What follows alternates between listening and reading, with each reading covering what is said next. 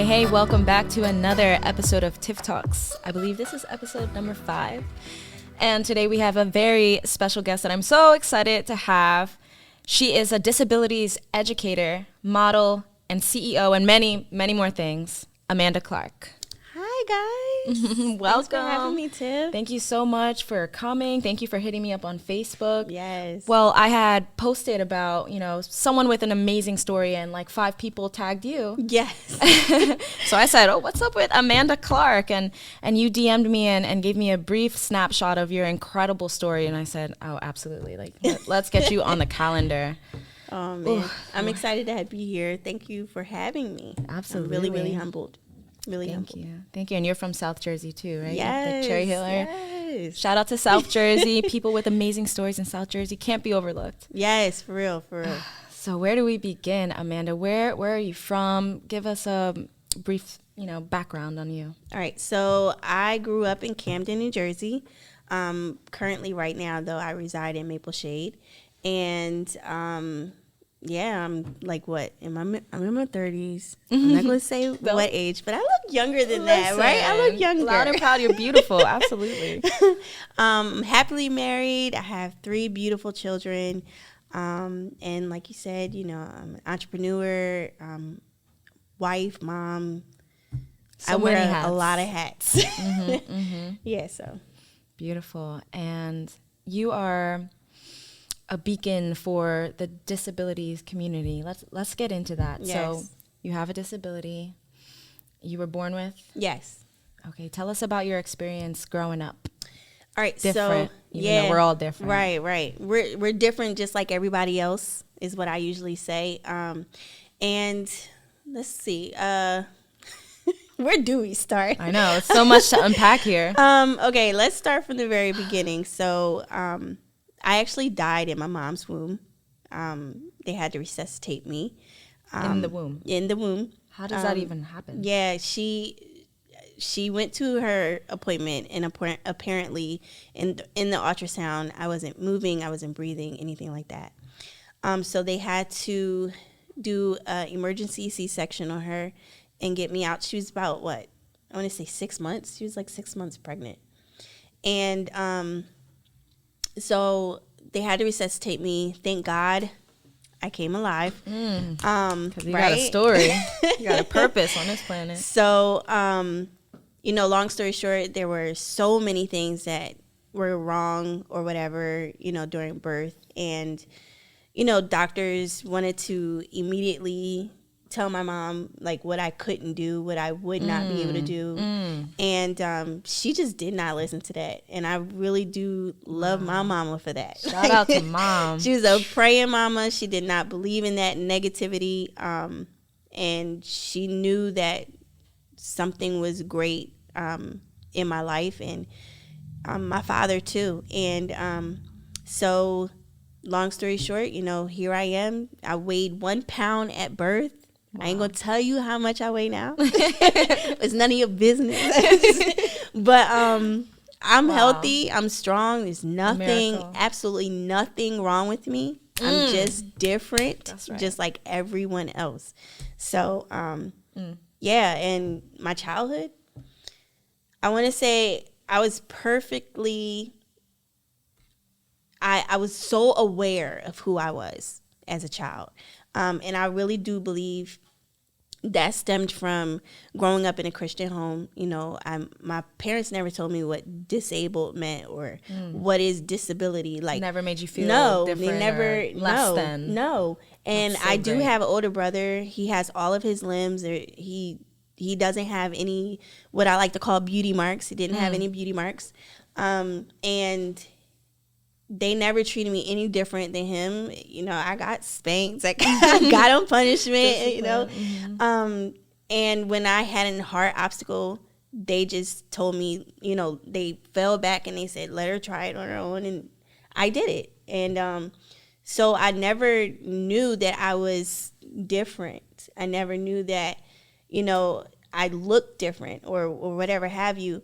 So I didn't have a problem with that until I went to elementary school. And I believe my very first encounter with that word disabled was in such a bad representation. I remember there was like a birthday party going on in the classroom, and everybody was getting a piece of cake because the mother had brought in a cake for the kid, and everybody was getting a slice except for me. And I was like, "What's going on? Like, I want a slice of cake." Yeah. And so I'm very adamant about it. I'm tugging and asking the teacher. I guess I must have annoyed her because she turned around after a while. Of ignoring me and said, because disabled people don't get cake. No way. No way. Yeah. And what? I am 34 years old. I want to punch her. Like, who is she? Just kidding. For her safety. Right. I still remember that day. I remember that. I don't remember what she was wearing. I don't remember her name. I just know what she looked like, and I knew the words that came out of her mouth. And I knew how she made me feel. Yeah. And I knew how the kids treated me after she did that publicly. And after a while, make me want to cry already. In my life, up to that point, had always been about the negative side of who I am. People pointing at me, people staring at me, people laughing at me, making jokes about me. It got so constant that I believed them over what I was being told at home. So that's when life started going downhill for me. Really downhill. From elementary. Yeah. Yep. And so what, you just started becoming depressed growing up? I was very full of anxiety, full of depression. I was suicidal. At the age when I was in about 11th grade, I was ready to end my life in high school. Wow. I had all it mapped out. I was going to go in there super happy. Nobody was going to know what was going on. And I remember in my math class? It was math class. And this teacher, I hated him, by the way, because he always made fun of me. I used to wear jackets. Are you serious? I used to wear jackets. Wrong with these people? In the summertime because I was hiding my arm. I used to wear it to the point where you would not know that I had a little arm. And one day he would say, "Why don't you take that thing off? It's making me hot." Again, publicly. Like, clearly, I'm insecure here. Like, come on, man. In front of everybody. Jesus. So I hated him.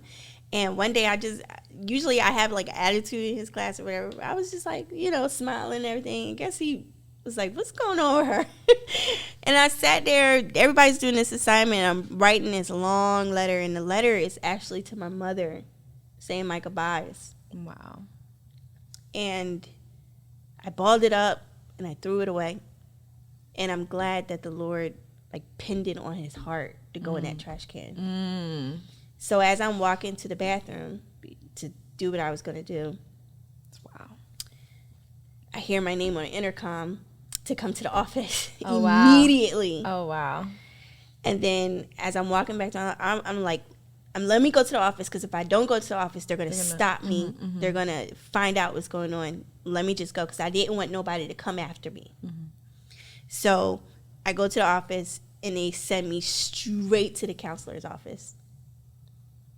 And I'm like, what is going on? I've never gotten in trouble. Right. Well, I've gotten in trouble, but I've never been to the counselor's office. So I'm like, what is going on?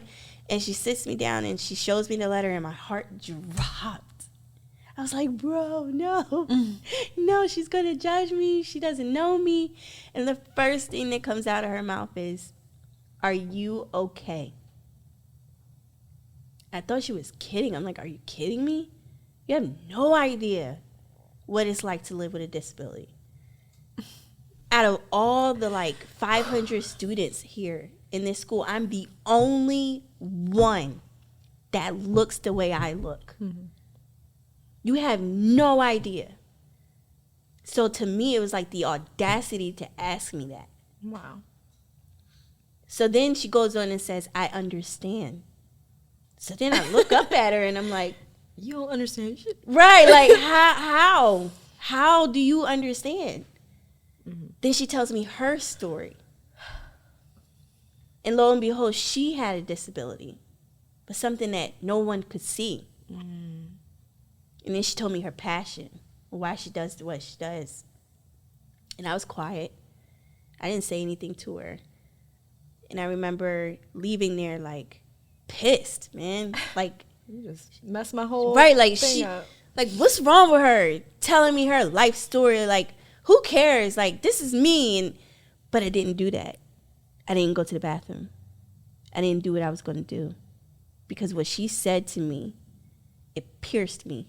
And it made me think that maybe if she got this far, maybe I can. So then, you know, even though life was hard, you know, for me, and that's not everybody's story in a disability community. I wanted you to know that, because that's not everybody's stories. There's some people who never been bullied. There's some people who never was told this or that, or, you know, made them feel less than or whatever. But this is my story. This is what I went through. And so I'm grateful for some of the people that God gave to me in my life to keep me afloat in the process of not knowing who I was or why was I here, what's my purpose in life. I had those certain people that kept me afloat. So that was the pivotal moment in your life where you just started shifting your perspective on how can I be loud and proud about who I am. Yeah, I was curious. It sparked curiosity. Like, will I be able to ever be confident? Can this happen to me? Maybe. So in high school, like, what did you aspire to be? You really want to know? It's so stupid. No, it's not. I wanted to be a waitress. Really? I love to serve. Wow. That's amazing. I hated being a waitress. It's my worst job. But I wanted to be a waitress for the simple fact that I knew people could not stand for me to lift something up, take it to their table, and give it to them. Wow. I knew that they wouldn't be able to see that I could do it. I love that. And I love to prove people wrong. I always dreamt of being a waitress. You little rebel, you know. I love it. So I guess in a way I still am. Yeah. Just in a different way, a different form. For sure. Yeah.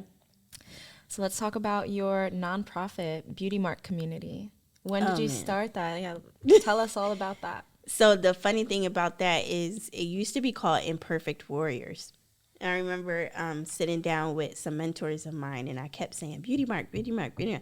They're like, where's this Beautymark coming from? What is that? And I was like, oh, that's what I call my disability.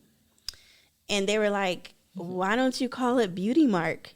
And I was like, you're right. You're right. You're absolutely right. But what started that whole thing? Movement. Right. The whole movement, like from the beginning, was one day I was walking my daughter home from school. Walking her to the bus stop. And she was about, 5? She was like 5 years old at the time. And I had always walked her to the bus stop. So this one particular day, she's like, no, Mom, I got it. Like, she's really adamant about it. Like, no, I could walk myself. I got it. And I'm like, what, you too cool now? Like, what's going on with you? You too cool now. You too cool for Mom. And she was like, no, Mom, that's not it. And she stared at me, and I was like, oh, snap. They're talking about her. They're making fun of her because of me. And I was like, oh, it's okay. You know, it's all right. She was like, I'm so sorry, Mommy. I'm so sorry. And I was like, no. It's all right. It's fine. I get it. And I turned around. I was like, go ahead. Go to school. She's like, you're not mad? No, I love you. I'm not mad. I understand. I get it. I forgot. That's what I told her. So I forgot. I turned around. I just bawled my eyes out because it hurt. Because I did so much work on preparing my kids about awareness to disabilities, but I did less than for other kids whose parents were not teaching them. And it was making my kids' life hard. So I called my mom and I told her what happened, and she said, Amanda, you can't be mad. You got to use this as a drive.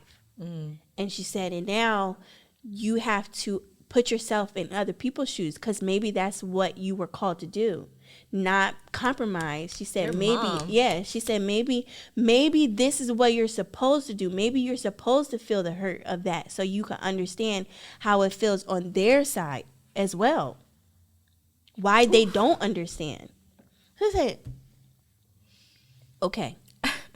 So I started calling. Gotta get through this. I started calling schools and I started saying, hey, can I come there and do a free presentation? Can I come there and do a free presentation? And you would not believe how many no's I got. Why? Because it's offensive. Because they wouldn't understand. Because it's different. Because it's different. Boundaries. I'm breaking the cycle that was set decades and decades ago. And professors and people who work in a disability community, in a disabled school environment, told me no. Because they would not understand. And I still did it.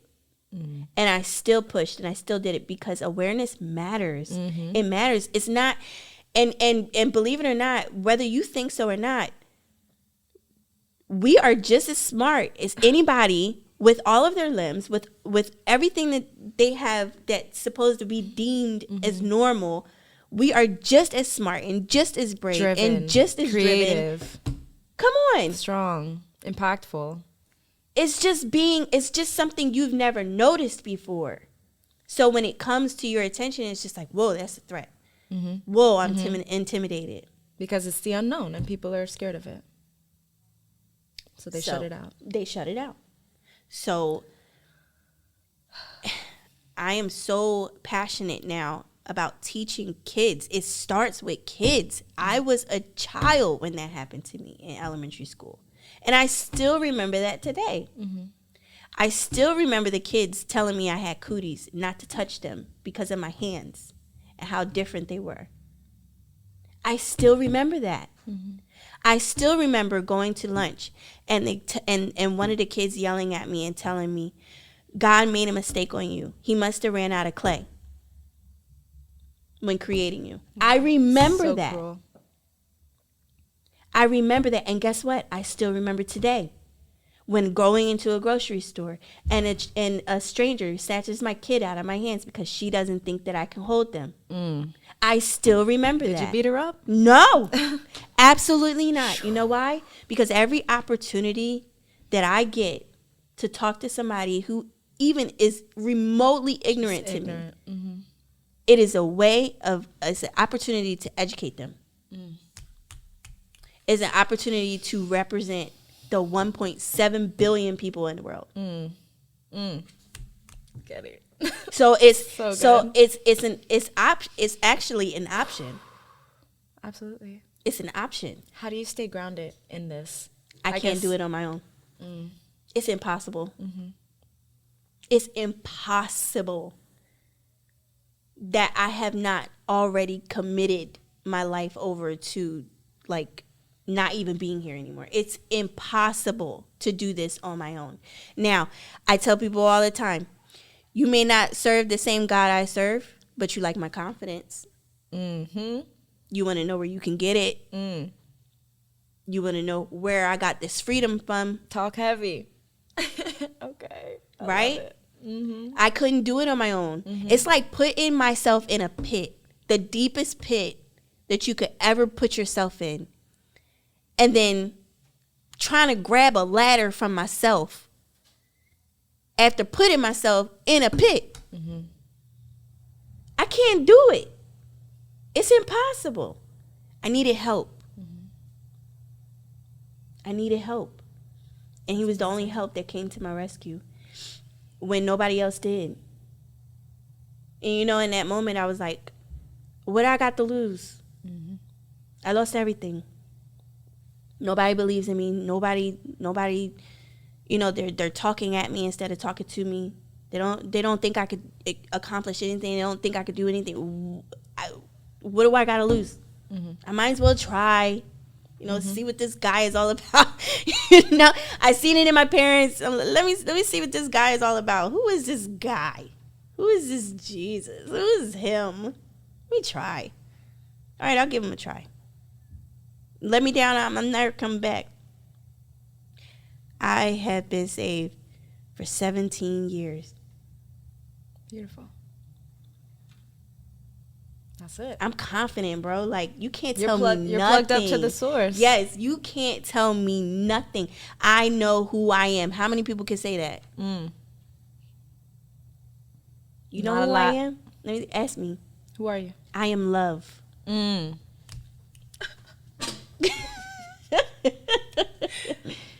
I am love. Perfect.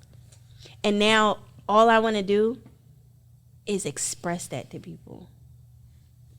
I want to show you how loved you are. I love it. Because you are. You're so loved. You're so worthy. And there's nothing, absolutely nothing, that can separate you from that love. Nothing. Nothing. Nothing you've done, nothing you're doing, how you look, your past, where you come from. Nothing. Absolutely nothing. Whew. And I just want to be that bridge to, like, let people know that. And the only way for me to do that is to share my story. That's so big.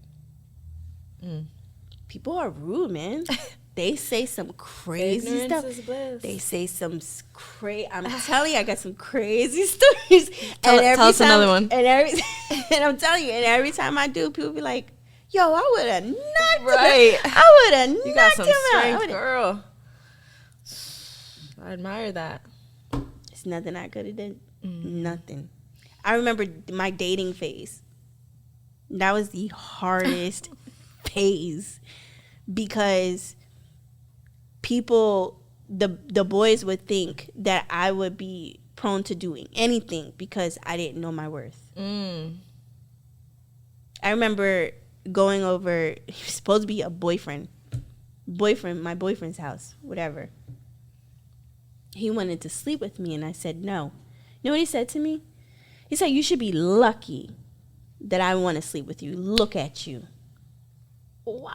He said, "No one would want you. You're disabled." Wow. And he said, "If you don't sleep with me, what you here for? Go home." What the hell? And I went home. But I went home thinking, was he right? Will nobody love me? No. But even though I didn't know my worth, I knew there was something better. Like, I believed that. So all you people out there who are like, I don't know who I am, you know, I'm kind of struggling with that. Just know that there's something better. And I know you know that deep down inside, because for whatever reason, you're not compromising. You get what I'm saying? Like, you won't compromise. And that's because you know deep down inside, no, this can't be it. It has to be something better than this. And that's what will happen. It will eventually happen. So that's like the spiritual side of it, right? But tell me the physical side, because I need to know, like, what to do, right? And so there are physical aspects of maintaining this kind of confidence. Surrounding yourself with like-minded people. That would definitely be number one. You know? Number two, get yourself some therapy.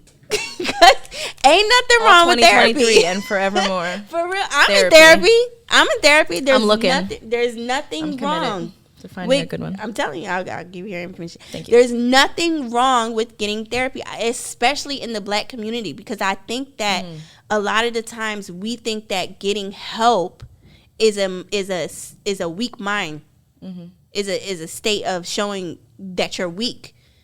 That's not true, because you can still be confident and still contemplate on things that you're not telling other people because you want to show this facade. You know what I mean? You got this mask up.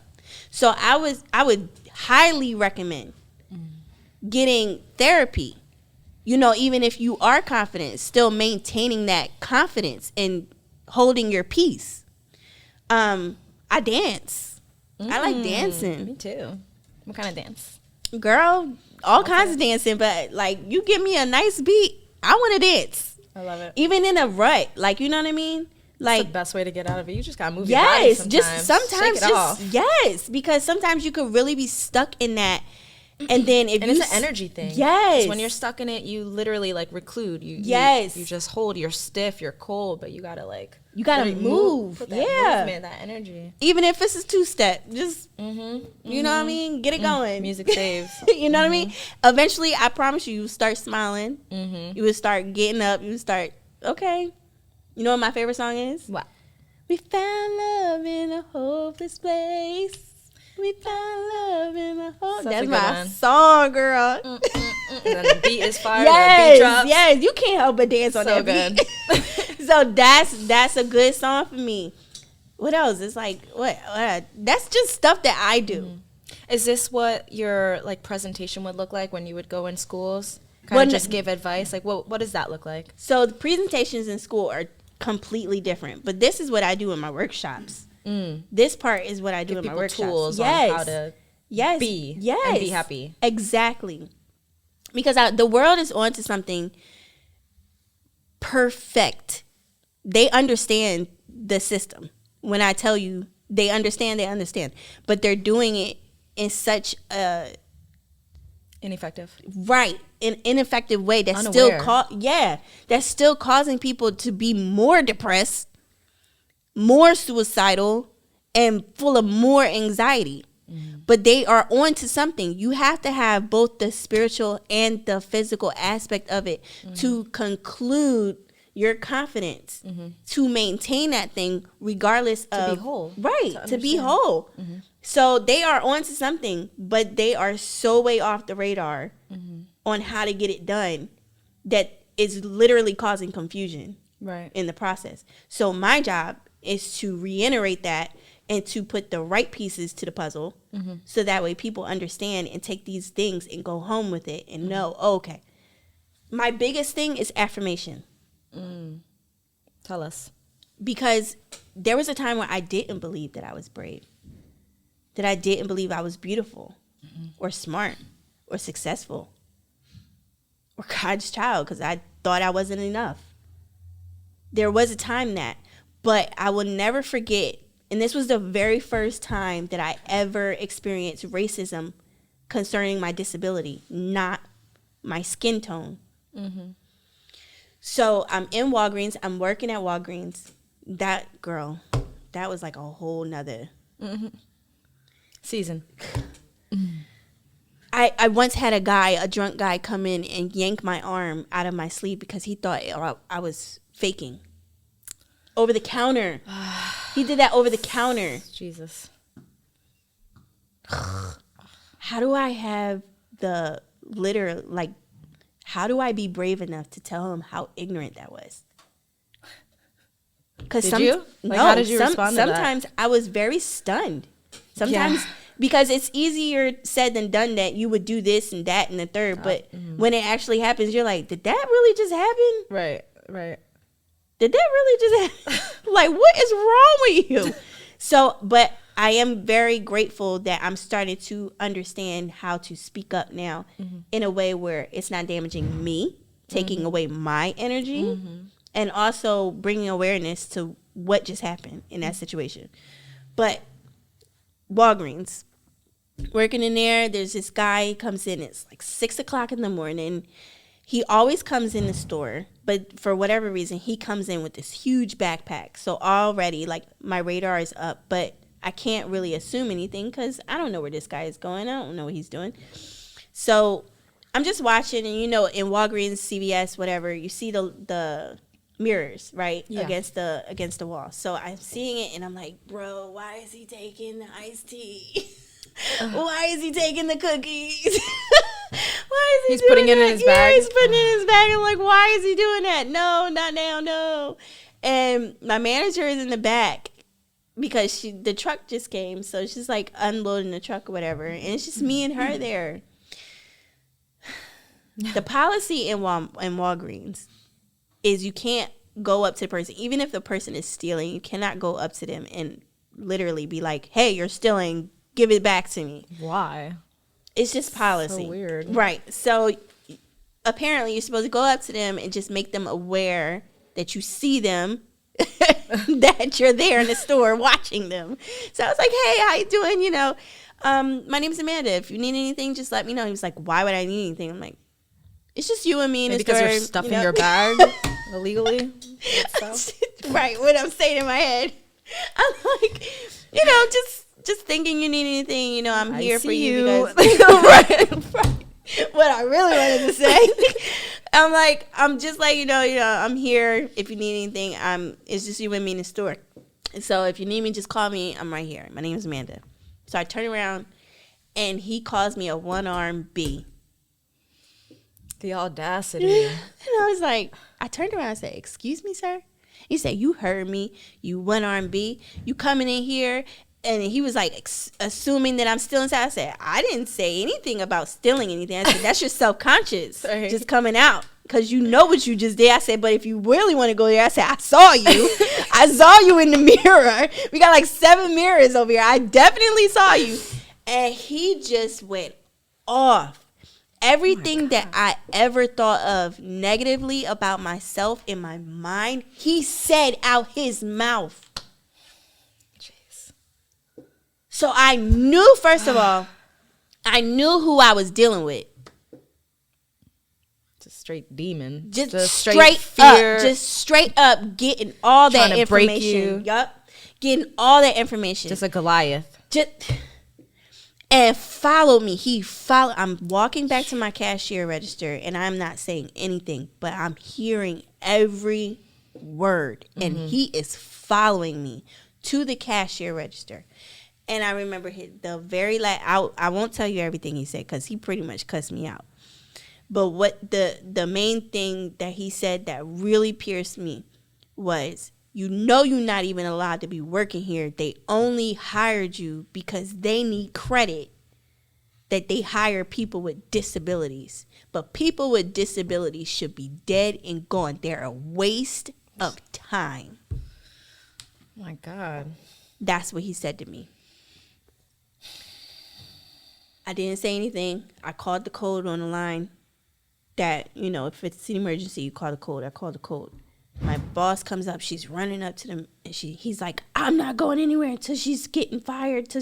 First of all, I was 1 week in my job and got Employee of the Month. How you do that? I worked diligent and very hard in any job that I get because I know that I'm at risk. I'm at risk. I'm always being watched. I'm always being monitored because they are so quick to fire me. So I make sure that when I go in there, I'm 110% doing what I'm supposed to be doing and above and beyond. So for her to be like, "Oh, no, you're lying. You're lying." She was like, "You're lying." She was like right off the bat, "You're lying. You're lying." Because he was like, "She's doing this and she's doing that." She was like, "No, you're lying. You're lying." I said, "Look at the camera." That's all I said. Look at the camera. She goes in the back. She looks at the camera. He's still there. Goes in the back, looks at the camera. And she comes out and she said, "I can't believe you let him say all that to you." And kept composure. And kept her calm. She called the cops on him to tell him, because he stole. So she locked the doors. He wasn't able to come out until the cops came. The cops came. He got arrested, blah, blah, blah, for theft and everything. But she also put a restraining order on him until he is not ever allowed in this store ever again. Good. But when he left And the next customer came and heard. I didn't even know there was another customer in the store at the time that he was cussing me out. He heard everything that he had said to me. And he said, "You are none of those things." And I cried my eyes out. I cried so hard. And my boss came running out again, and she said, "Go take your time. Take as much as you need. Go to the bathroom. Get yourself together." And I ran to the bathroom, and I fell on the floor, and I felt this small. Because that's what he did. That was his job, to make me feel that small. I sat on the floor, and I cried, and I cried. And all I heard in my head was, "Get up. Tell yourself who you are." And this is what I'm going to tell every single person out there. I looked at myself in the mirror, and with tears in my eyes, and even though I was hurt, and even though I didn't believe it at the time, I said, "I am brave. I am beautiful. I am smart. I am successful. I am God's child. I am enough." And I kept saying it, and I kept saying it, and I kept saying it until I stopped crying. And I finally got myself together. And even though I did not believe those words that I was saying at the time, I believe them now. Your higher self knew. Yeah. I believe them now. So it takes time. It's a process. You're not going to get there overnight. You're not going to get there like that. It takes a process. But no, it will take. You will eventually have it. So powerful. So glad you're here. It's my favorite episode so far. Man, like I need a moment to like process all this. It's all good. I'm serious because it's so good. It's like you got to give yourself a chance, man. Like you got to give yourself a chance. You have to just try. And there's beauty in the pain. Yeah, if you just absolutely. change your mindset on it. And that's why I just absolutely love people like you, straight warriors, like from birth, that just like overcome so many battles. And like when I hear that, when I see that, I'm just like, that's because you a leader. That's because you were meant to lead and be the strong one, because this world needs more people that are bold, that are willing to go through the pain. Yeah. To just show, the victory on the other side of what confidence really looks like. Right. When you're that confident, it's because you went through some shit. Yeah. It's not something overnight, like you said. Right. You're not just born with confidence. It's like, no, battle after battle and telling yourself who you are when you don't believe it. Right. It's so powerful. Yeah, you have to. You have to. I have this thing in my I have a prayer closet. A prayer closet? I do. I love that. And I have on the other side of my wall, it's called an encouragement wall. I started that when I was when I had my daughter, which, by the way, her father left because I have a disability. He's very heavy in his Spanish culture, and his mother told me that I was born from Satan. Oh my God. So what's wrong with people? I have no idea, because we was definitely in her house conceiving. So I don't understand what that was about. But okay. So apparently my daughter is from Satan, and being around me was a curse. And so he had 2 other children. He was there for them, but never there for mine. So that weighed very heavy on my heart, because it wasn't fair. Yeah. And I thought that, it beat me up a lot, because I used to think that if it wasn't for me, she would have a father. That's so heavy. So one day I did this encouragement wall. I took a Sharpie marker, and my mom will tell you because she was pissed. But I used to write scriptures and words of encouragement just to encourage myself, because nobody else was doing it for me.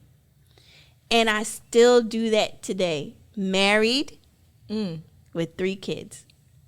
And I still have that wall. Because life happens. Things happen. And we got to remind ourselves, We man. do. Just when we think we've learned a lesson, it's like we're hitting a different way and we're like, oh, we got to go through that again. Right. Until you get it. Absolutely. And then it's another obstacle. Absolutely. It's always there to make you strong, but it's always about perspective. Mm-hmm. You have to shift your mindset and stop dwelling on, oh, this isn't happening for me. This isn't working out. Stop looking at the negative part and start reshifting your mind and understand, oh, it's working out for me to be pushed. Mm-hmm. Oh, okay. Mm-hmm. Mm-hmm. Because if not, a lot of times, if you're like me, you'll be comfortable. Mm-hmm. You'll stay stagnant in the same place that you're in because you're comfortable. Right. You need that push. You need to keep growing. Because that's where growth is. Right. And sometimes hardship is the only way that will happen. It's like a muscle. Like, you're not just going to get that dream body without going through the pressure. For real. For real. It's painful. Sitting on the couch eating a donut like, right. I'm going to get there. This is easy. I'm going to get there. Exactly. No. Damn. Yep. So good. So, you're also a model. Yeah. Let's get into that. Yeah. How did that journey start? You're New York Fashion Week model, like yes. big flex, not just any model. I'm very humble. I'm very, very humble. That's amazing. Yes. Oh, sorry. I had to post content on my IG. I love that. Yeah. I need to do that. So for me, I have been trying to do this for years, y'all. Okay. It's all about timing, for real. Mm-hmm. And I remember on Indeed, I saw this model agency specifically for people with disabilities. I'm like, I'm going to check them out. Yes. Gamut Management. Hey, y'all. Love you. Love that. Shout out to Gamut. Yes. And I looked into it. They were having this, it's called Runway of Dreams. And I don't think I've heard of that. Yes, you probably have. It's like super, it's everywhere. Mm-hmm. So I was like, I'm gonna try it out. I'm do this application. You know, if it happens, it happens. And one day I got a phone call, and I was like, she said, are you still interested in being in the Runway of Jesus? Don't play with me. Is this a prank call? Don't play with me. I can't handle this right now. She's like, no. We saw your application and we want to know if you're still in for it. And I'm like, absolutely. And the rest is history. The rest is history. I have been connected to the source of that, and her name is Mindy Shire, and I love you so much, and she knows that. I do. I absolutely adore her. She has her own story. She's a mother who has a child that was born with a muscle condition, and he could not wear pants. He wanted to wear jeans, and he couldn't wear them. He always had to wear sweatpants. He's a very fashionable guy. Like, you see him, you'll know. And she did everything to, like, do everything that a mother would do for their kid. Like, I'm going to make you some jeans then, fine. Like, and she made them adaptable to where he could wear them. And then ever since then, like, she's like, well, if you feel like that, how many other people feel like that? Right. So she literally goes to name brand companies like Tommy Hilfiger. Like, I could name H&M. yes, like all of them. And she pitches for them to make adaptive wear for people with disabilities. And she is just, like, phenomenal. Wow, that's phenomenal. Amazing. So a pioneer. Yes. So, like, I love that. I was actually, I was in the New York Fashion Week. I ran on the runway. I was like, girl, That's like, is this really happening? I'm in my 30s, though. I love it. Stop living it. a dream. Living a dream in my 30s. Like, I love it. Me too. Amazing. Shout out to 30s. Yes. 30s are beautiful. Yes. Yes.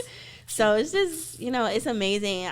I've been able to have all these amazing opportunities. And I'm so humbled with it all, because this is the little girl in me that wished, that this could happen, and it's actually happening. So how many other kids are watching me now, and knowing that, wow, I could do that.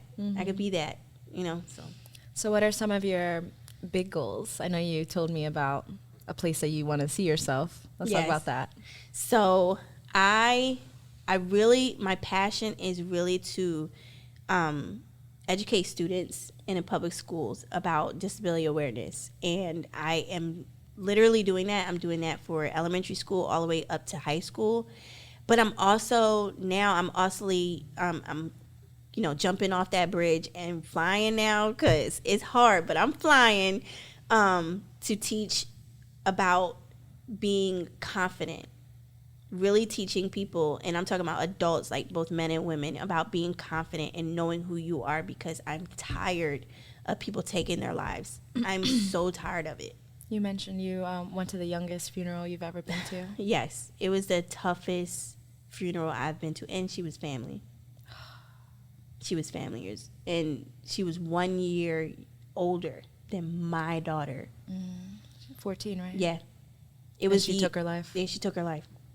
The most horrible funeral I've ever been to.